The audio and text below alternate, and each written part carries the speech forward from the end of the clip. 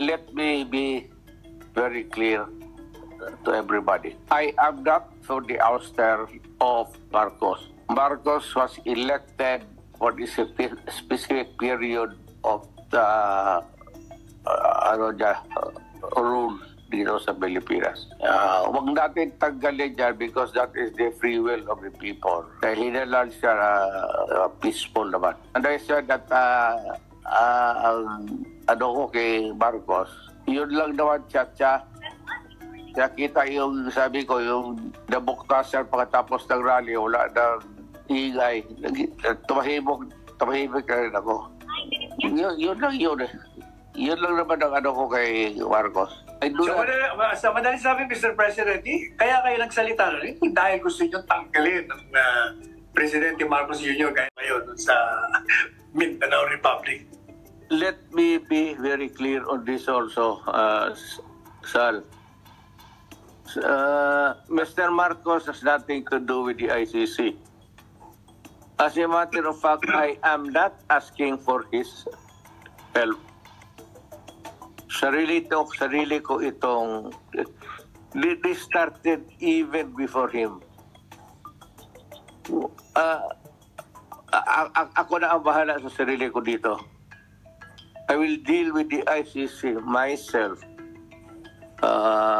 Basta ang ano ko is, they do not have the jurisdiction over the case or the person. Diyan lang kami magkatalo. Hindi ko kailangan si Marcos. Hindi naman nila pwede nang ginamit. At saka alam ko hindi yun ang intention ni Marcos.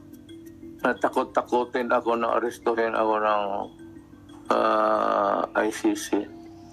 Walang pakialam ang ICC sa akin. At hindi nila ako mahuli talaga. Mahuli nila ako patay. Kung gusto man sila magtangka talagang pumasok sa Pilipinas, unahin ko na sila muna. Ilan ba sila?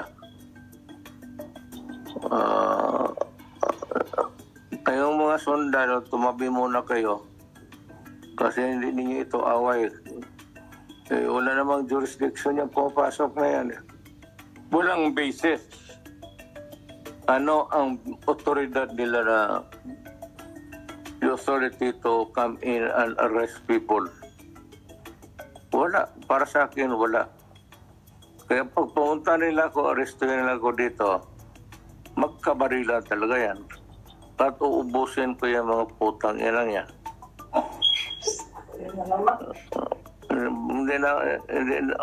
Ayaw ko ma-involve si Marcos dito. Si Marcos walang pakialam sa... Gumula siya, bahala siya, pero ako, hindi ako papahuli ng mga gago na puti. Dadalhin ako sa ano? Ganito yan, I am a Filipino. The law guarantees me every person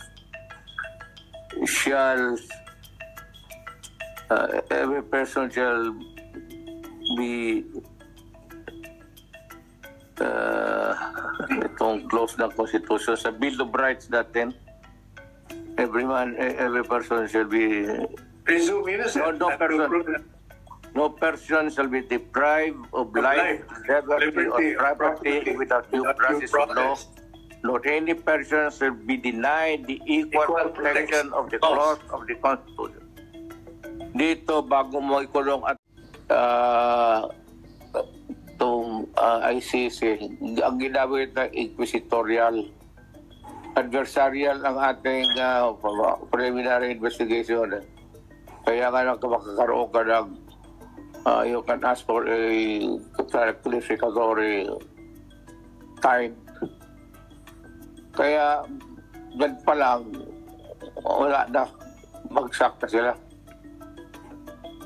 Wala silang preliminary investigation pa. I am entitled to that. Kahit sa yung ebidensya nila. Yung walang ebidensya, chismis lang po na magkikila dito. Putulin ko yung ulo nila. Pagaya ng... And Mr. President, to the credit of President Ferdinand Marcos Jr., nanindigan siya. Wala nga yung jurisdiction sa amin. Hindi tama yung didiktahan nyo ko yung sinong arestuin namin, sinong kukulong namin, sinong usigin namin. Yun naman ang kagandahan sa kanya. Naninindigan siya dyan. In fairness to President Marcos, wala talaga silang kialam dyan. Kaya hindi naman tama na ipakid mo sa kanya yung kasalada na hindi niya ginawa. He was not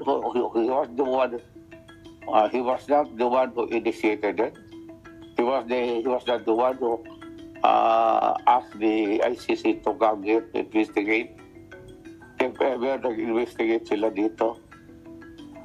So, tsaka, when you come in, sabi nga, the Rimulya, just visitors, they just must be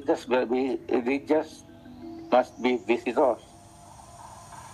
Oras nag-conduct ng judicial probe yan dito, that is a sovereign function then, they can be arrested for exercising a sovereign function. Because they are not allowed. Wala ka silang basis. Mr. President, magtatapos ang programa natin. Baka meron kayong gustong mensahe doon sa mga ex-cabinet members na bumabanan sa inyo at di kayo naiintindihan doon sa inyong Mindanao secession. Sigurado ko lang naman na yung mga ex-cabinet member ko kailangan mas bright ako sa kanila. Mahirap pag buha ng cabinet member na mas bright sa iyo. Ayan, alam ko yan, kaya pagdating ng panahon, buha talaga ng cabinet member mas bright ako sa kanila. Okay. Anyway, Mr. President, maraming pong salamat at inabot na po tayo ng oras. Sana mas mahaba pa kung nagising kayo ng maaga.